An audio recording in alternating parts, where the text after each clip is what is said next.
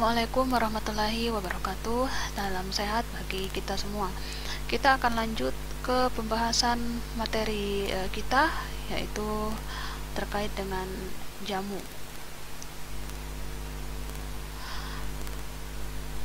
Kita akan bahas terlebih dahulu terkait dengan apa sih perbedaan antara traditional medicine, kemudian complementary medicine, ataukah alternatif medicine. Ya, jadi obat tradisional, kemudian obat pengganti, ya, pelengkap seperti itu, maupun alternatif atau pengobatan alternatif. Ya, kalau traditional medicine, jadi traditional medicine itu adalah obat yang kemudian didasarkan pengetahuan, ya, skill dan praktis atau pelaksanaannya itu didasarkan pada kepercayaan ataupun pengalaman, ya, dari masyarakat sekitar, yang dimana pengalaman tersebut berasal dari bukti empiris dari masyarakat tersebut yang berasal dari berbagai macam kebudayaan, ya, yang digunakan untuk menjaga kesehatan dan biasa kita sebut dengan prevention, ya, ataupun juga digunakan untuk meningkatkan, ya, atau sebagai treatment, ya, sebagai treatment untuk pengobatan psikis dan juga pengobatan mental, ya, baik itu jasmani maupun rohani, baik itu jasmani maupun mental seseorang, ya. Nah, misalnya itu adalah bahan-bahan yang berasal dari herbal. Nah, kalau complementary medicine itu adalah treatment atau perawatan dan obat yang kemudian digunakan sebagai tambahan, ya, sebagai tambahan pelengkap dari yang biasanya kemudian dokter kita lakukan. Nah, misalnya adalah terapi hipnosis. Nah, kemudian yang ketiga adalah alternative medicine. Nah, kalau alternative medicine ini adalah praktek terapi, ya, praktek terapi yang kemudian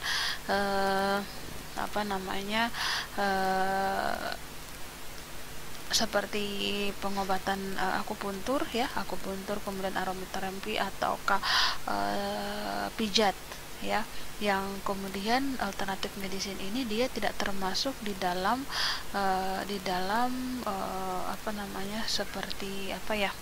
seperti standar pengobatan suatu penyakit tertentu, tetapi dia adalah alternatif jika kemudian suatu pengobatan itu tidak sesuai dengan harapan kita, ya, maka kemudian bisa dilakukan alternatif medicine ini, ya, seperti akupuntur ini. Nah, seperti itu. Bisa juga untuk bekam juga bisa termasuk di dalamnya, ya, saya rasa. Nah, kemudian what is jamu? Ya, jamu adalah sebutan untuk obat tradisional dari Indonesia dan belakangan ini populer dengan sebutan herbal. Nah, jamu adalah bahan atau campuran bahan tanaman, hewan, mineral yang secara tradisional digunakan untuk mengobati, mencegah penyakit atau meningkatkan kesehatan yang didasarkan pada pengalaman, ya, atau biasa disebut dengan pengalaman atau bukti empiris, ya.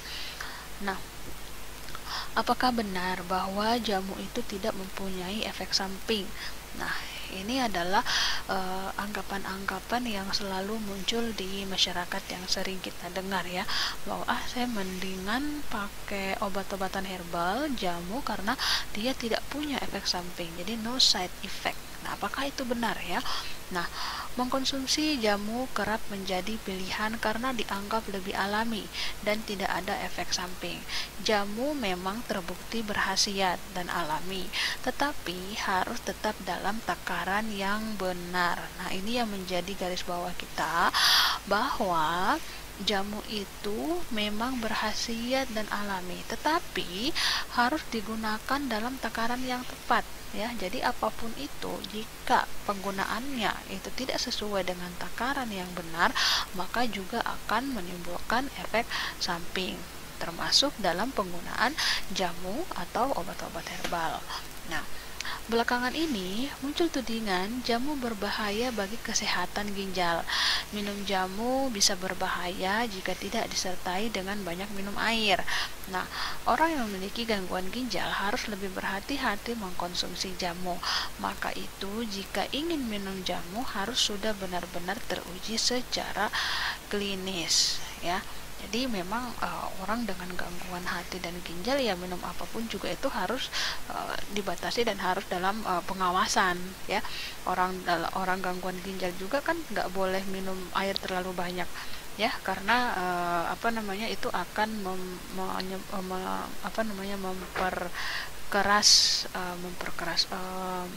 menambah beban kerja dari ginjal, ya, untuk apa namanya uh,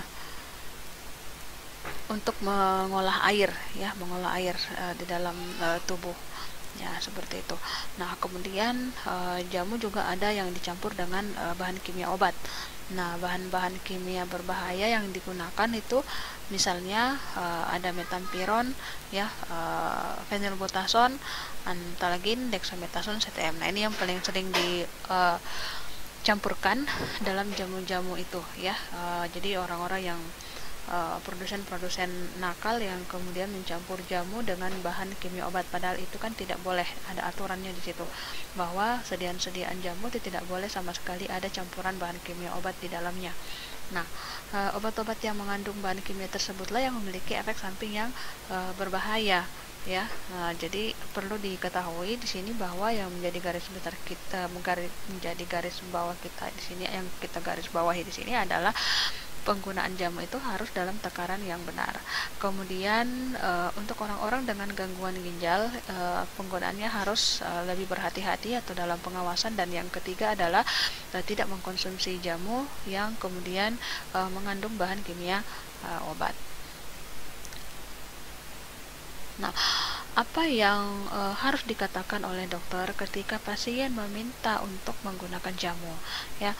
Jadi jika pasien menanyakan tentang penggunaan jamu, dokter bisa mengatakan bahwa mungkin jamu tersebut bisa memberikan efek terhadap penyakit pasien, tetapi tidak bisa menjamin kesembuhan pasien tersebut dan harus waspada terhadap efek samping yang mungkin timbul dari jamu tersebut, ya.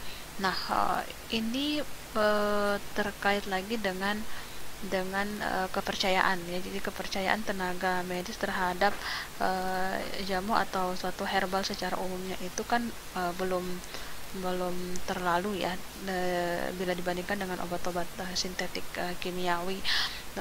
Makanya untuk obat-obat bahan alam memang harus segera kemudian didorong untuk menjadi atau terkategorisasi menjadi obat yang tergolong dalam fitofarmaka, karena sudah melewati pengujian tahap klinik pada manusia, sehingga tingkat kepercayaan tenaga medis terhadap obat-obat bahan alam juga itu meningkat, ya, termasuk dalam penggunaan obat-obat tersebut dalam peresepan untuk penyakit-penyakit pasien. Jadi seperti itu. Nah, kemudian kenapa sih kemudian obat-obat tradisional itu harus dieksplor, ya, harus lebih dieksplor dengan lebih mendetail, ya, atau secara cepat juga disebabkan karena penggunaan obat-obat herbal ini ternyata sudah digunakan ribuan tahun dan memerlukan adanya bukti konkret secara ilmiah. Jadi tidak cukup dalam pembuktian secara empiris saja, tetapi harus dibuktikan secara ilmiah, ya. Jadi senyawa-senyawa apa yang kemudian berperan di dalam obat herbal tersebut dan bagaimana kemudian mekanisme kerjanya, sehingga kita bisa menentukan dosis yang tepat, ya, kemudian untuk pasien yang seperti apa yang bisa kemudian menggunakan obat herbal tertentu. Jadi misalnya untuk tanaman A ini cocok untuk pasien dengan penyakit seperti ini, begitu pula dengan obat bahan alam yang jamu B dan jamu C dan lain sebagainya, ya. Nah, kemudian kita harus menunjukkan keamanan atau safety dari traditional medicine ini, ya. Kemudian juga harus menunjukkan efektivitasnya, kemudian tentunya menentukan kualitas atau kualitinya, dan mengadaptasi menjadi suatu alternatif medicine, ya, mengadaptasinya sebagai suatu alternatif medicine. Nah, tentunya untuk tingkat keamanan, efektivitas dan kualitas ini harus melalui proses yang panjang, ya. Dikenal ada yang namanya pemerintah Balai POM, dalam hal ini adalah Balai POM telah menetapkan suatu standar yang disebut dengan cara pembuatan obat tradisional yang baik, ya. Nah, ini akan menjamin obat tradisional yang diproduksi itu aman, efektif dan berkualitas, ya, karena dari segi proses pengolahan, ya, mulai dari pengambilan bahan bakunya, penanaman tanamannya, kemudian proses pemanenan tanaman, pembuatan simplisia, penyimpanan dan proses yang lain-lainnya sampai pada tercipta suatu produk itu betul-betul diawasi dan punya standar operasional prosedur masing-masing, ya, sehingga bisa menjaga efektivitas, keamanan dan kualitas dari produk tersebut. Nah, standar mutu jamu itu harus ditetapkan untuk menjaga keselamatan dan kesehatan penggunaannya. Nah, adapun standarnya yang pertama adalah mengatur bahan baku. Dan untuk bahan baku ini dia diatur dalam Standar Nasional Indonesia SNI 02 7087 2005 mengenai penggunaan jahe untuk bahan baku obat, dan SNI 01 7086 2005 mengenai kencur sebagai bahan baku obat. Ini hanya contohnya saja, ya. Kemudian yang kedua adalah proses produksi dan pengemasan, ya. Belum memiliki standarisasi secara nasional atau SNI, masih berdasarkan standar yang ditetapkan oleh Badan POM.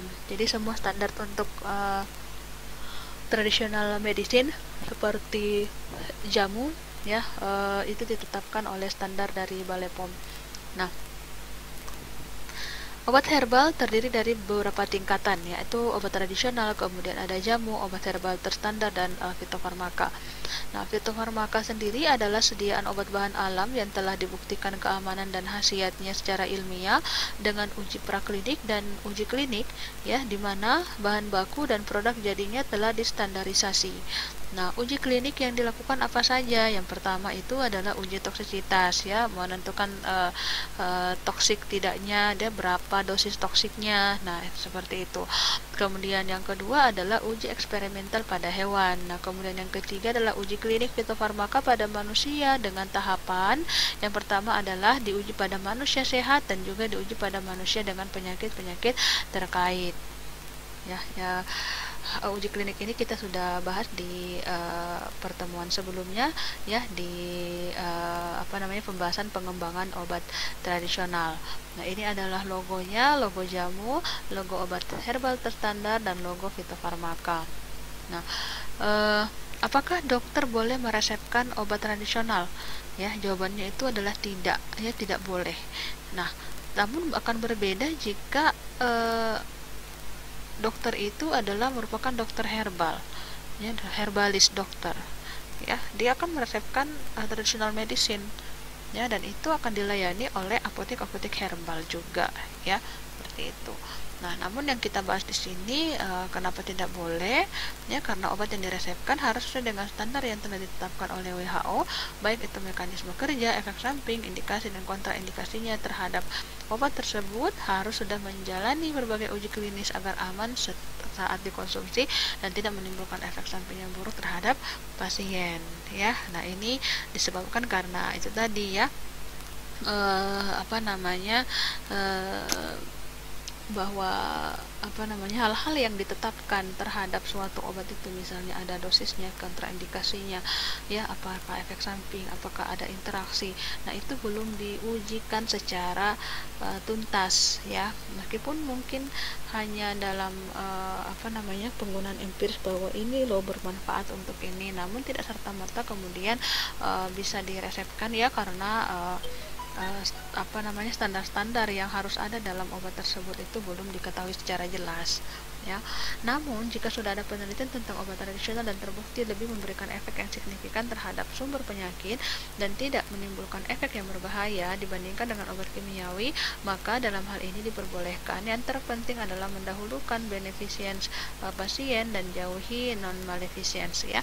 Ya, jadi prinsipnya di sini adalah namun jika terbukti, ya, nah ini bisa menjadi obat pendamping sebenarnya, ya, tetapi juga harus perlu diperhatikan aturan penggunaannya, jangan sampai kemudian muncul interaksi antara obat dengan obat herbal tersebut, ya, karena sepanjang yang kita ketahui bahwa obat tradisional itu punya kemudian keanekaragaman senyawa aktif di dalamnya, tidak seperti pada obat sintesis kimiawi yang memang senyawa aktifnya itu adalah senyawa tunggal, ya, berbeda dengan obat tradisional karena masih multi komponen, ya. Jadi bisa kemudian digunakan sebagai obat melengkapi, ya, tetapi harus diperhatikan juga dengan aturan penggunaannya dan kondisi pasien. Jadi kita harus mendahulukan adanya kemanfaatan dibandingkan dengan kemudaratannya, seperti itu. Nah, apa sih legal aspek, ya, dari peresepan obat, ya?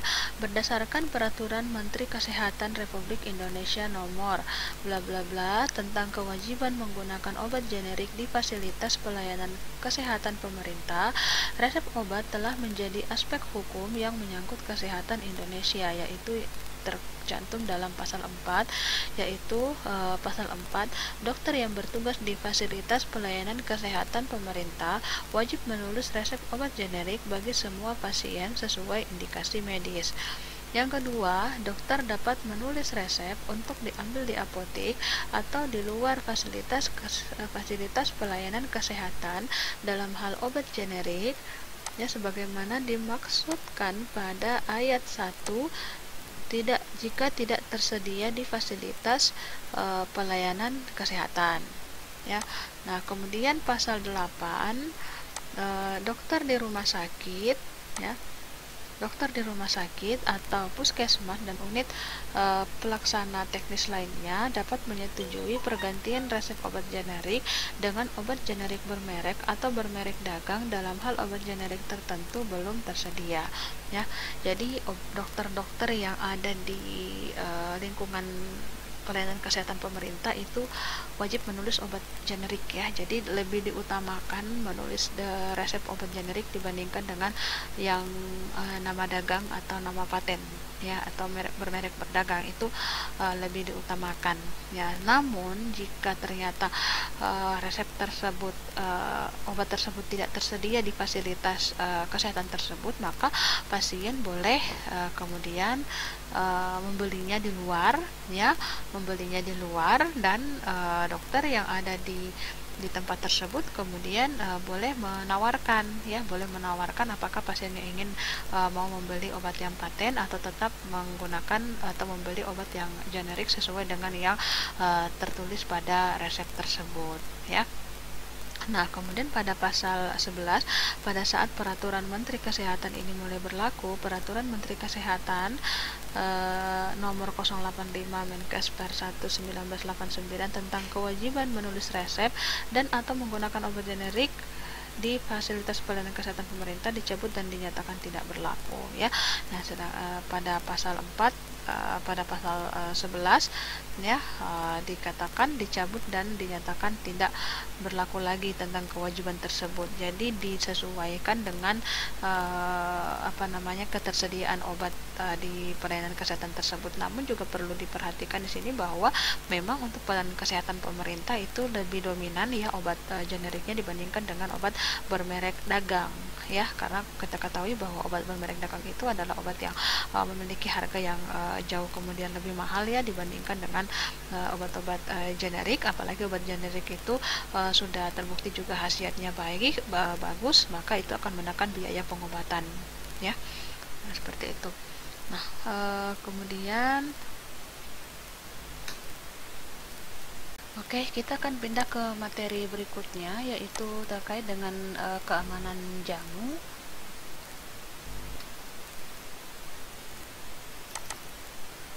Ya, jadi sebagai latar belakang, ya, jadi Indonesia ini memiliki warisan, ya, warisan turun temurun, yaitu berupa obat tradisional yang kemudian diolah menjadi jamu, ya, yang dimana potensinya ini sangat besar jika kita lihat, ya, dan memang dalam masyarakat itu sendiri memang sudah cenderung untuk back to nature, ya.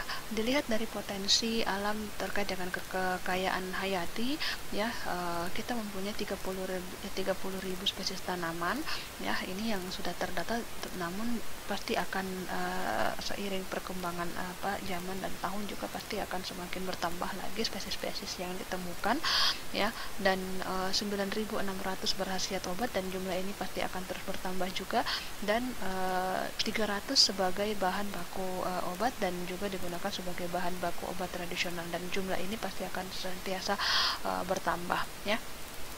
Nah, pada penggunaan pada masyarakat ada 50% menggunakan jamu, dan 96% di antara 50% ini diantaranya sudah merasakan manfaat dari jamu tersebut. Nah,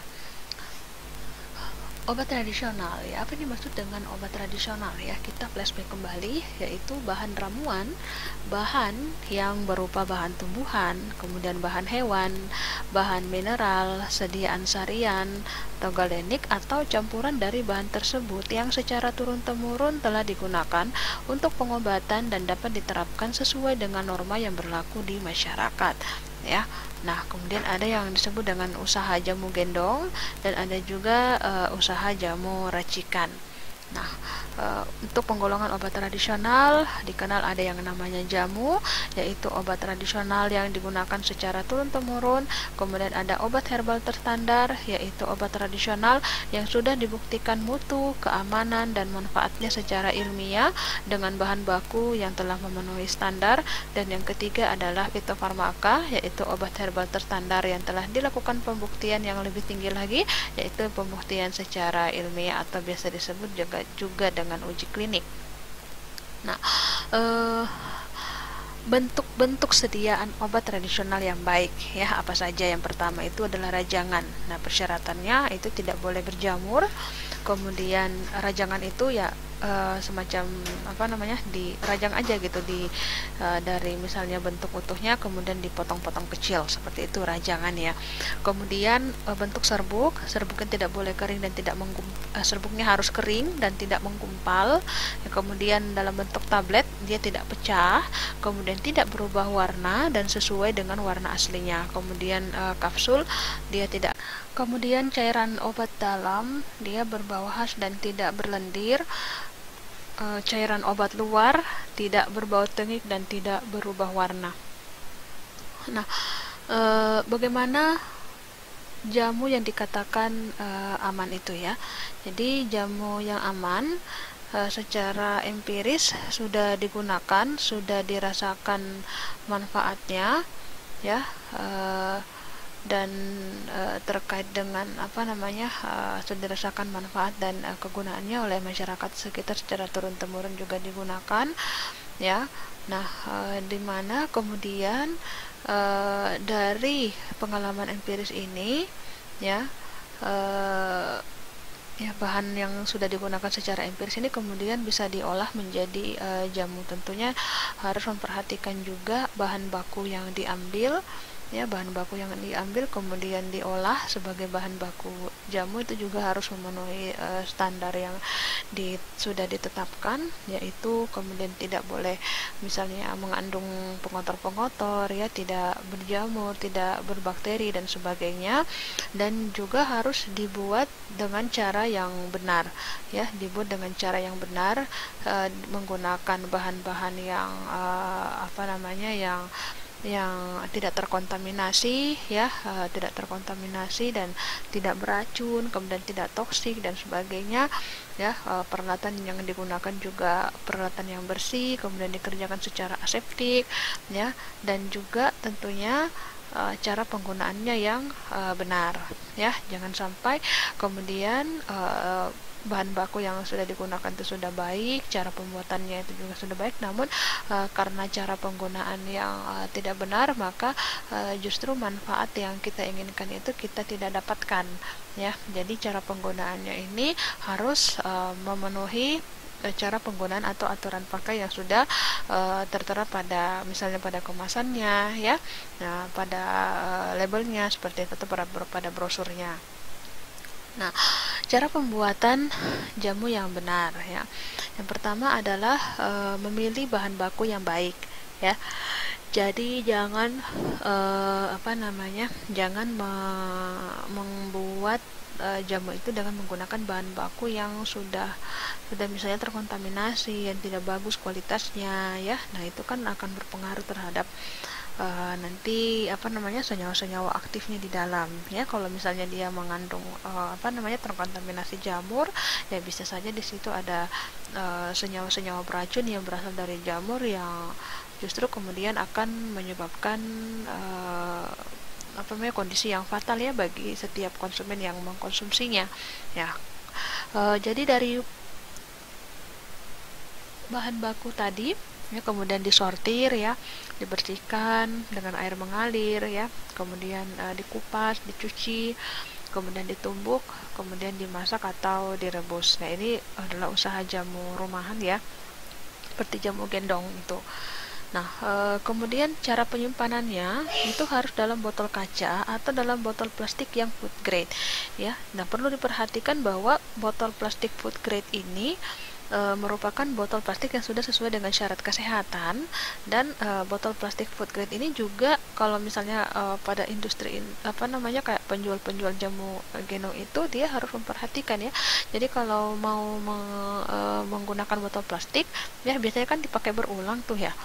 Kalau misalnya mau dipakai berulang, maka harus membeli botol plastik food grade yang memang botol plastik itu bukan untuk digunakan satu kali, ya, tetapi bisa digunakan berkali-kali, karena kan ada juga botol plastik food grade itu yang hanya digunakan satu kali, ya, tidak boleh berulang, karena bahan plastiknya itu kemudian bisa terurai dan bercampur pada bahan makanan atau bahan minuman yang kita masukkan ke dalam wadah plastik tersebut, ya. Jadi misalnya kayak botol-botol air mineral kemasan, itu kan botol plastik food grade yang hanya satu kali digunakan, tidak boleh digunakan berkali-kali, ya. Makanya untuk plastik misalnya kayak plastik botol plastik air mineral itu setelah habis isinya langsung kemudian kita buang, ya. Jadi tidak cocok kemudian digunakan berkali-kali. Nah, namun fenomena yang terjadi sekarang, ya, karena mungkin karena mempertimbangkan biaya produksi,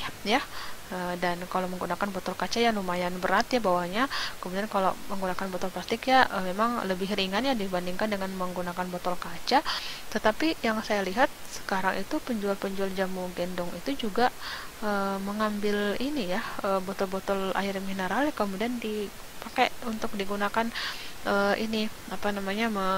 menjadi wadah untuk jamu yang mereka sudah buat. Nah, itu kan tidak boleh, karena sudah sebenarnya itu bahannya airnya itu sudah habis, kemudian mereka ambil lagi kembali dan untuk digunakan. Nah, itu tidak safety lagi sebenarnya, ya. Jadi kalau misalnya nanti di luar sana kalian menemukan penjual jamu yang seperti ini, mungkin bisa disampaikan informasi terkait itu. Ini kan juga demi menjaga kesehatan para konsumen yang membeli, ya, membeli jamu tersebut.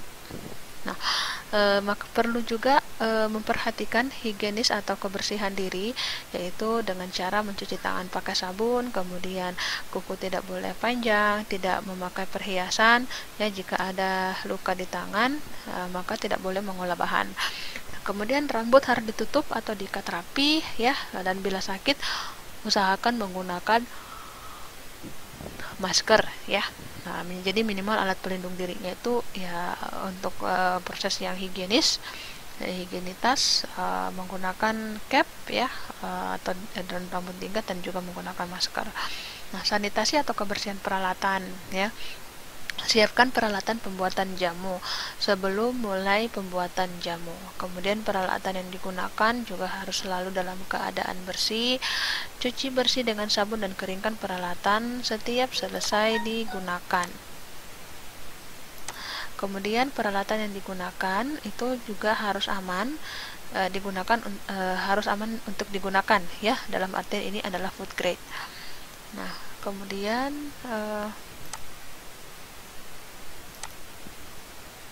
pada saat penjualan ya. Nah, pada saat penjualan penampilan harus diperhatikan, kebersihan dan kerapian diri, kemudian peralatan penyajian harus bersih, sebaiknya dilakukan pemisahan antara ember untuk alat kotor yang sudah dicuci.